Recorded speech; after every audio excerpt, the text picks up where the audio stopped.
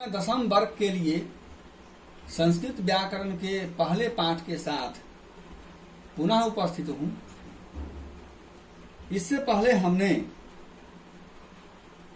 तुकागम, छत्र संधि और परस वर्ण संधि का अध्ययन किया। आज हमें देखना है मोनुस्वारः। मोनुस्वारः का अर्थ क्या होता है, इसको देखिए। सबसे पहले इसको जब तोड़ते हैं तो बनता है मौ जोर अनुस्वारः, अर्थात मौ का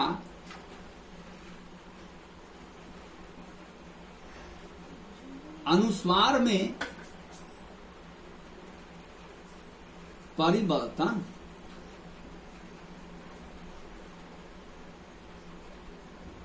मौ का अनुस्वार में परिवर्तन। देखना यह है कि मौ का अनुस्वार में परिवर्तन कब होता है, इसकी क्या परिस्थिति है। तो परिस्थिति यहां यह होती है कि अगर प्रथम पद के अंत में मौ होता है, यदि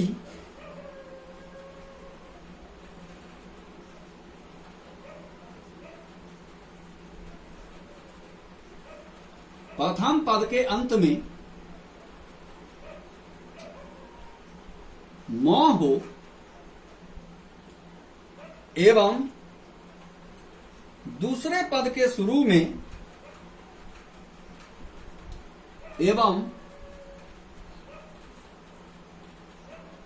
दूसरे पद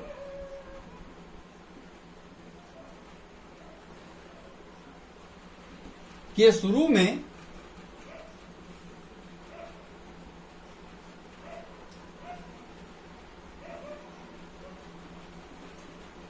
किसी भी वर्ग का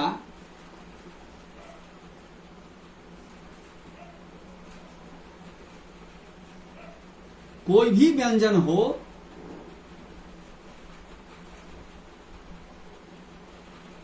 तो मौ का परिवर्तन अनुस्वार में हो जाता है। तो मौ का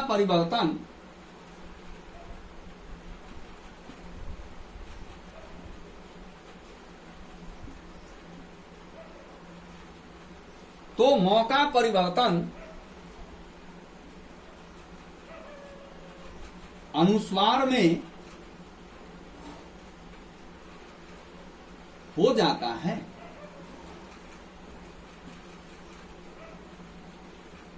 यही इस सूत्र का मतलब है। लेकिन एक बात और यहां ध्यान देने योग्य है कि यहां जिन प्रथम और उत्तर पद के बीच संधि होती है उसमें प्रथम पद एक संज्ञा या सर्वनाम होता है, जबकि दूसरे पद के रूप में एक क्रिया होती है। यही कारण है कि हम संधि तो कर देते हैं लेकिन दोनों पदों को एक दूसरे के साथ जोड़ते नहीं हैं। जैसे इसके पहले आपने देखा संधि जोड़ छेदः, संधि छेदः, दोनों पद जुड़ गए। वृक्ष जोड़ छाया, वृक्ष छाया, दोनों पद जुड़ गए। लेकिन यहां दोनों पदों के जुड़ने का कोई चांस नहीं है। दोनों पद जुड़ेंगे नहीं, अलग अलग ही रहेंगे। अब देखिए कि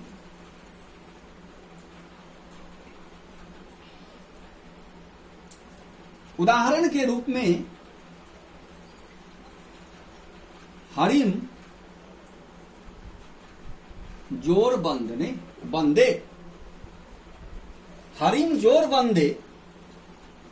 हरिम यहां क्या है, यह कर्ता है, यह एक संज्ञा शब्द है। और बंदे का अर्थ है वंदना करना। तो हरि की वंदना करता हूं या हरि की वंदना, यहां अब क्या परिवर्तन होता है सो देखते हैं।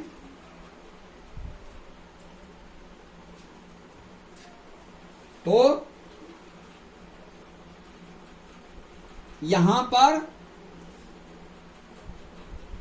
हरिम के बदले हरिम हो जाएगा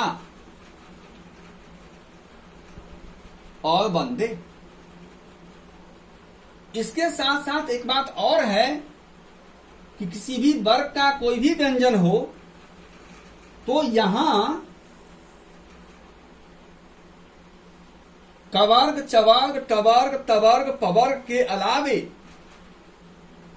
जो हमारा उष्म व्यंजन है, जो हमारा अंतस्थ व्यंजन है, ये सारे व्यंजन भी अगर रहते हैं उस परिस्थिति में भी मौ का परिवर्तन अनुस्वार में होता है। साथ ही साथ एक बात और होती है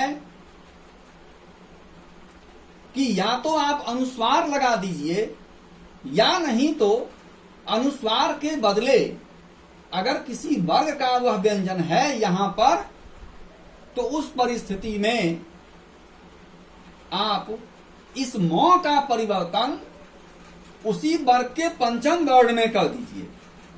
उदाहरण लीजिए, अयम जोर कथयति,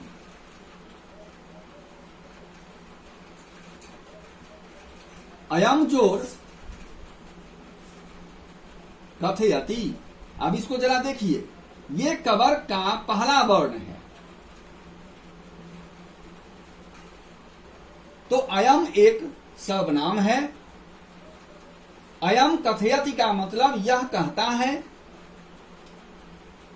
तो आप जानते हैं यह, वह, मैं, तुम, ये सारे के सारे सर्वनाम होते हैं। तो अयम सर्वनाम शब्द है और कथयति का जो पहला अक्षर है वो क है, जो कवर्ग का व्यंजन है। ऐसी परिस्थिति में यहां दो चांस बनता है। प्रथम चांस के अंतर्गत ये बनेगा अयम कथयति, अर्थात ये जोर का चिन्ह हट गया, मौ का परिवर्तन अनुस्वार में हो गया और कथयति को हमने अलग से लिख दिया। लेकिन एक बात और भी हो सकती है कि मौ का परिवर्तन कवर्ग के पंचम वर्ण में भी कर सकते हैं।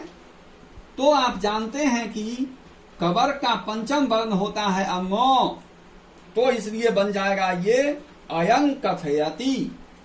ऐसे भी कर सकते हैं। तो बच्चों, यह एक छोटा सा हिस्सा था जिसे हमने कंप्लीट कर लिया है। और एज रिकैपिचुलेशन हम यही कह सकते हैं कि यदि प्रथम पद के अंत में मौ हो और दूसरे पद के शुरू में किसी भी वर्ग का कोई भी व्यंजन हो, तो वर्गीय व्यंजन रहने पर दो चांस बनेगा।